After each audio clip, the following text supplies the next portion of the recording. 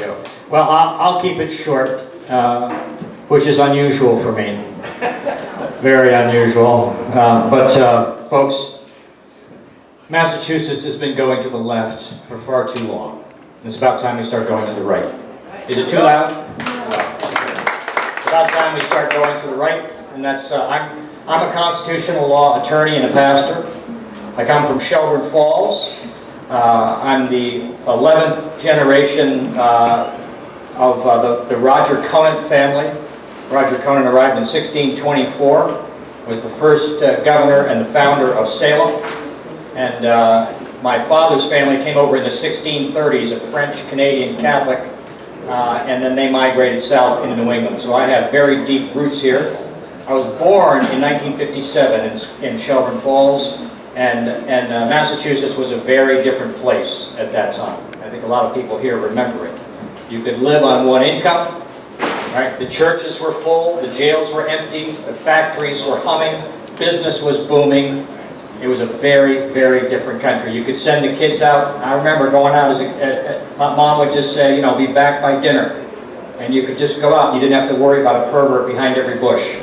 Right? Massachusetts has been transformed. We had, in those days, I think the most blue chip companies of any state in the Union, and a tremendous prosperity. And now all that's gone. I think the last blue chip company left, I could be wrong, right? The last one is Smith & Wesson. And today, I was down, standing with the Second Amendment supporters across the street from Smith & Wesson, while David Hogg, don't applaud for David Hogg, well, David Hogg led a group of teenagers in protest against Smith & Wesson, demanding that Smith & Wesson be closed down. The left has shut down all the rest of the businesses. They've driven business out of Massachusetts with taxes, with overregulation, and now the lefties want to get rid of Smith & Wesson, the largest employer in Springfield, because they make guns, right? So here's the question. Who's more gullible? The teenagers that are being persuaded to march against their own constitutional rights, or the adults who believe that teenagers are running this nationwide movement of this March for Our Lives? Who's more gullible? Actually, I'd say it's the adults, right? Because we know this is being driven by the Clintons, by the far left at the top. This is the Democrat Party strategy. They're jackhammering the Bill of Rights. I'm a constitutional law attorney. I'm a constitutional originalist. I'm also a pastor. I've studied the founding history of our country. What I recognize, and what a lot of people don't, is that the Bill of Rights is not rights. It's not a list of our rights. Government has no power to grant us those rights or to take them away because they're unalienable. What the Founding Fathers wrote in the Declaration of Independence about unalienable rights includes the Second Amendment. The Second Amendment is the codification of the unalienable right to self-defense and defense of others. And what they're doing with these teenagers is they have them marching against their own constitutional rights. What Vladimir Lenin would have called useful idiots. Yep. And they're doing that to our kids. But it isn't just on that topic. On every single subject that's affected, that's under the umbrella of political correctness, our kids are being brainwashed. Our public schools are a disaster. Our government, right? The Founding Fathers gave us, they established for us a government of limited delegated powers. We had, at the founding of the country, the best grasp in the world on the concept of government by the consent of the governed. And that we had local control. We had local control of most of the things that government does. But today, in Massachusetts, we are living under what is actually a socialist, totalitarian system. Right? Marxism's always been about statism. And that's what Beacon Hill is today. Top-down power being dictated to us. A small group of people that have taken the authority unto themselves to tell us how we should live, to dictate to us how we should live on every aspect of our lives, who tell us that the government has the real authority over our children and not us. When was the last time you tried to stop the schools from teaching something to your kids inside the classroom? You can't do it anymore because the government has usurped that power from you. When was the last time you looked to see what powers remain in the county governments? See, the county governments were the backbone at the beginning, right? That comes out of the common law. The sheriff is supposed to have tremendous power. The county government is supposed to be doing most of the local control. But the state government has stripped all of those powers and taken it to themselves. And now all of it is concentrated in Boston on Beacon Hill. My goal as governor of Massachusetts will be to return local control to the people. In fact, my plan, and this is going to require getting the legislature back. So I want to talk about that for just a second. A governor has enormous power. This is why I'm running for governor and not running for the legislature in either of the houses or trying to become a judge. I understand that the only way that Massachusetts is going to be turned around is by the chief executive. Now, he can't do it alone, but he must lead the charge. It can't be done at the legislative level. It can't be done at the judicial level. It has to be done by the chief executive. The chief executive, the governor, if I become the governor, and I believe I have a very good chance of that happening, there's tremendous hostility. And there are more and more people that are hearing that there's an authentic, true conservative that's running for governor. I will have the power of the executive order. I will declare on my very first executive order, I'll declare the personhood of the unborn, and I'll task everyone under the authority of the government to defend and promote that executive order all the way to the Supreme Court. I will tear down DCF and rebuild it from the ground up.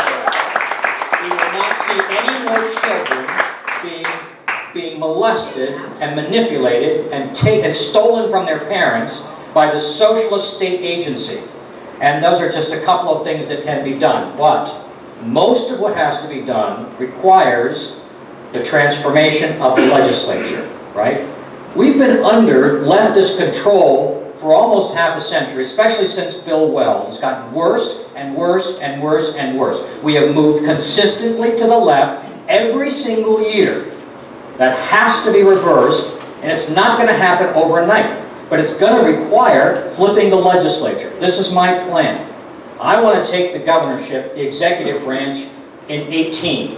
I want to turn the executive branch into a fortress of conservatism.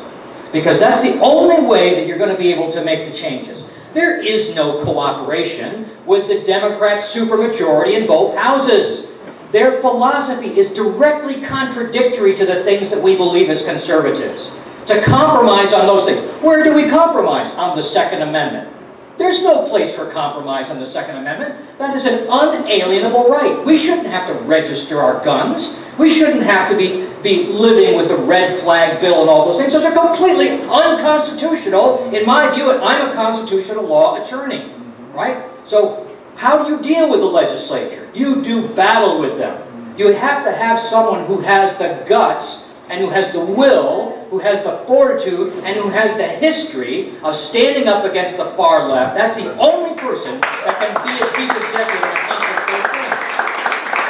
And I will lay out specific policy proposals from a conservative perspective on legislation that is absolutely necessary for changing our state. And I will demand that the legislature pass my initiatives. They're going to just simply say, F you, like they always do. I don't use those words, but they do. And that's what they're going to do. We're not going to listen to you, Lively. And they're going to come forward with the same leftist nonsense they always do. I'm going to veto it when it comes to my desk. They're going to override the veto because they have the power to do it. And I'm going to get up in front of the bully pulpit and I'm going to declare to the people, just like Ronald Reagan did, every single day, I'm going to give a message to the people of Massachusetts that's going to be explaining how conservatism really works. The kids are going to have a chance to hear what conservative values and principles are for the first time in their lives.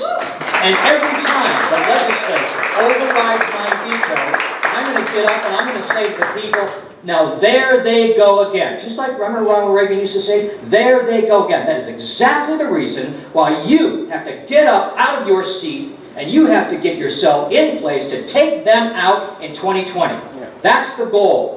The executive branch in 18, the legislative branch in 2020, we build up a conservative army. And when you have a real conservative governor, someone who's an activist at heart, who has the skills of an attorney, and the ability to articulate like a pastor and an attorney, like I'm doing right now, to be able to speak these concepts, these ideas to the voting public, right? We're going to build that conservative army, and we will take the legislature back in 2020, and we will deliver Massachusetts for Trump at the same time in 2020, and this country will never be the same again.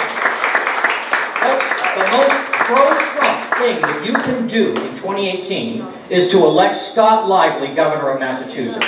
It will be a bigger political earthquake than Trump v. Hillary because it's ultra-conservative Scott Lively against the most popular governor in America in the bluest of the blue states. So please, help me do that. They're trying to suppress information about me. The media, the party is working hand in hand against me. It's going to require the grassroots. But I think you can understand why it's necessary. And this paper right here shows exactly what's happened because of President Trump. This is the first time in over half a century that we have a full, top-to-bottom, conservative slate in Massachusetts. Top to bottom. From Scott Lively, the governor, all the way to the bottom. Go out there on September 4th, elect every single conservative, and we will take Massachusetts back. We're going to flip this state red. So help me God. Thank you very much. Question. Yes, sir. 4 years ago, Charlie Baker fooled everybody in this room. Yes. He turned around, we all worked for him. When he got elected, every time he came to Berkshire County, he never notified one party, to town committee, or this Berkshire County district that he was coming to town, but every Democrat knew he was coming. Exactly. And I like what you said today. I didn't know a lot about you, but I'm going to learn a lot more. Thank you. And that's why I'm running against Charlie Baker. And I'm from Shelburne Falls. I'm from Western Mass. But I tell you, look, the biggest problem we have is corruption, right? There's corruption in every aspect of Massachusetts government. There's moral corruption, there's political corruption, there's fiscal corruption, and it's been going on for decades. It's like a cancer that's metastasized through the whole body. And the only antidote to corruption is ethics. And I stand on ethics. As a pastor, I stand upon the Bible. And as a constitutional law attorney, I stand upon the Constitution. And that combination of ethics is going to change Massachusetts because I will require it to happen. Thank you very much.